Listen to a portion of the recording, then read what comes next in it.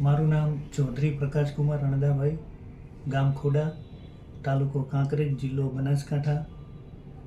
હું છેલ્લા મારા મેરેજ કર્યાને લગભગ 15 વર્ષ જેવા થઈ ગયા. હું છેલ્લા ઘણી બધી હોસ્પિટલોમાં ઘણા બધા સમયથી હું ટ્રીટમેન્ટ લેતો હતો, પણ મને બાળક થવા માટેનો ચાન્સ આજ દિવસ સુધી દેખાણો નહોતો. અને એ જ્યારે સનફ્લાવરનું નામ સાંભળ્યું અમદાવાદમાં, અને સનફ્લાવરની મેં ટ્રીટમેન્ટ ચાલુ કરી, એ પછી મને બહુ સારું રિઝલ્ટ મળ્યું. મારે બાબાનો જન્મ પણ થયો.